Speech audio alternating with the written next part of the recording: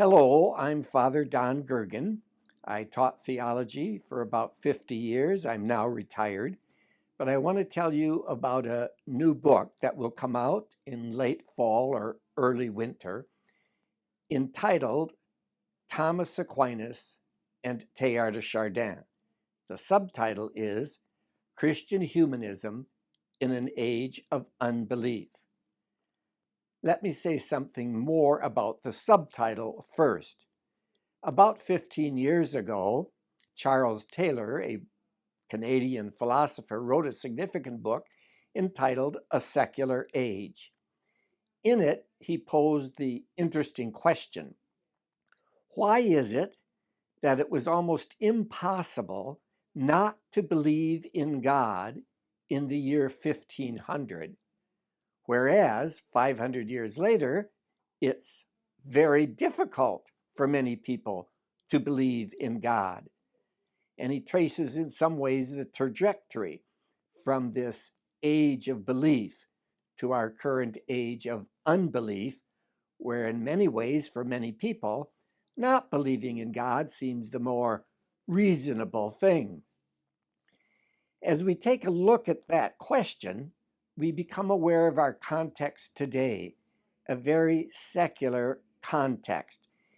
One of the facets of that is that in the 18th and 19th centuries, there emerged many philosophies, we could say humanisms, understanding of what it means to be a human being, where human flourishing could be understood without belief in God or without an openness to the transcendent.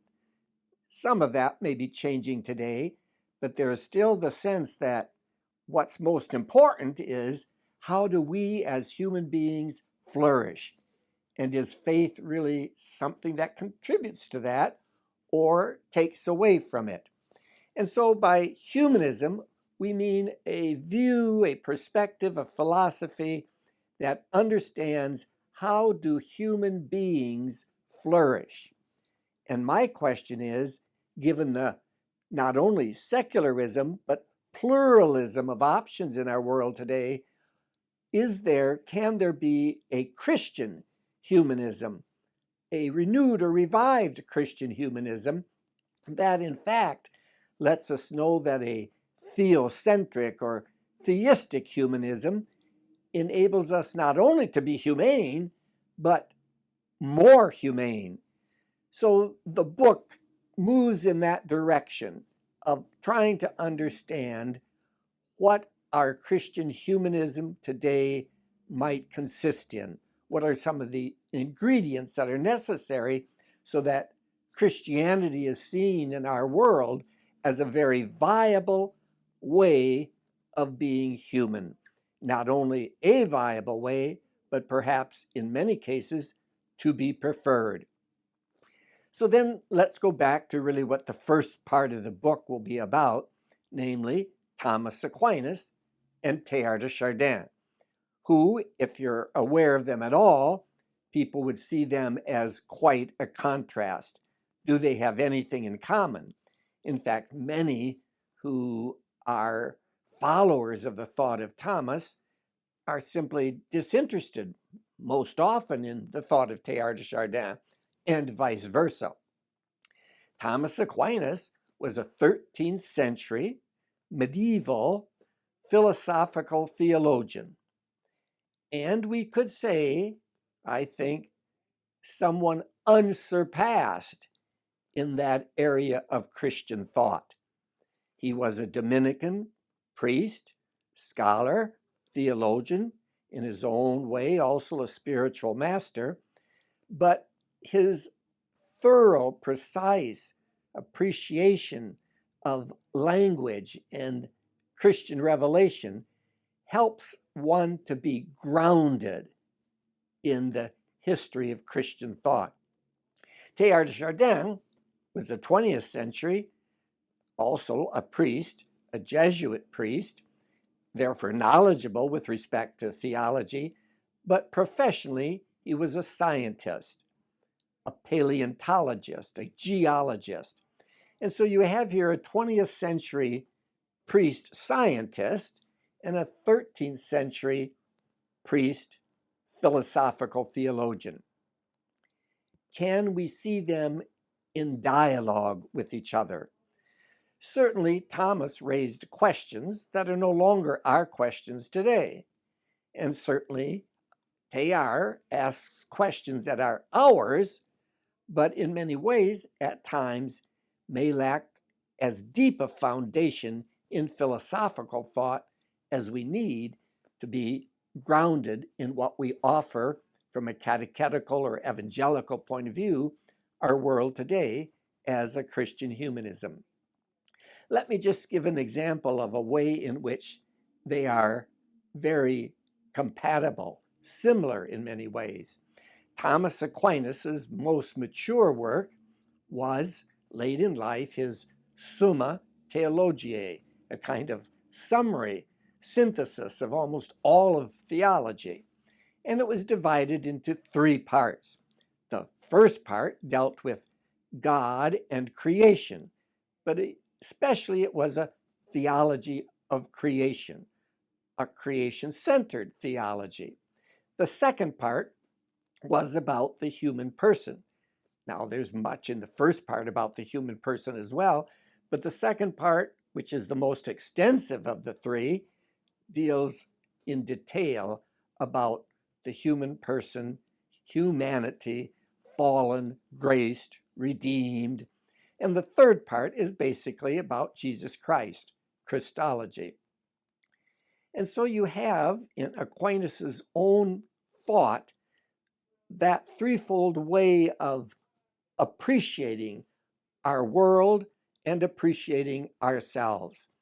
A theology of creation, a theology of the human person, a theology of Jesus Christ.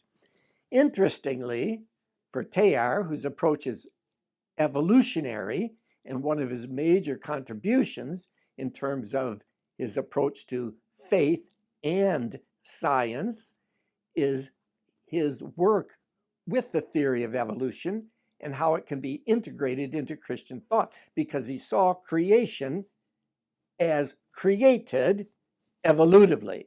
So there was no inconsistency between those. But in that evolutionary process, he basically takes, you could say, Thomas's vision and gives it an evolutionary character. So there's, to use his language, Teilhard's language, there is cosmogenesis, the birth and emergence and unfolding of the cosmos, within which eventually you have the emergence of life, and then the emergence of the human person, anthropogenesis, and within that human evolution, there's the birth and the evolution of the Christ, Jesus, Christogenesis. So you have cosmogenesis, a cosmology, a Christics, cosmic sense. Then you have, in Teilhard's major masterpiece in some ways was entitled The Human Phenomenon, the cosmic, the human, the Christic. In that sense, these two authors, looking at things from very different perspectives, coming out of different periods of history. Teilhard just died in 1955, Thomas in 1274. Do they have something to offer each other? So one of the things that I hope to do in the book is to invite us to dialogue with people who think differently than I might, to in some ways build bridges among us. And in our world today, as divided, as polarized as it is ideologically, where often we are not able to speak with people across boundaries, it is important for us to see the wisdom in someone like Thomas, who grounds us deeply, but in dialogue with someone like Teilhard, who takes the modern world and the world of science seriously. And in dialogue with these two, what contributions do they have to make to a Christian humanism that might speak in a more relevant way to our world today? Both of these thinkers think in terms of both and, not either or. So clearly for Aquinas, it was both faith and reason, both nature and grace. Both tradition, but also for him a kind of modernity with the introduction of the thought of Aristotle, which was an innovative thinker for the medieval world. They were just discovering the thought of Aristotle. And likewise for Teilhard, one can readily say that in his own thinking, and when one looks at something from a both-and perspective, which is more important, inhaling or exhaling? Well, that which is life-giving involves that rhythm, that both-and. And so likewise in the thought of Teilhard, it's both faith and science.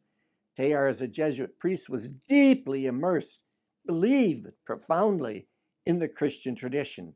But also, how does that Christian revelation speak to us today in a scientific world where clearly the evolutionary framework is how we tend to think about things? So I'm hoping that you might give the book some consideration. The dialogue between two, bridge building in our world, and with that kind of bridge building among disparate thinkers and seeing what they have in common, helping us to develop what Teilhard would also call a new mysticism, as well as a new humanism, one that will speak to our world today and make Christian humanism not only viable, but appealing and attractive, because it helps us to see how we will flourish more effectively as humanity with faith in God and the transcendent world, and that Christian humanism in an age of unbelief becomes a very attractive option for us to pursue. So thank you for considering it, and I hope some of you take it up when it comes out and that you might enjoy it.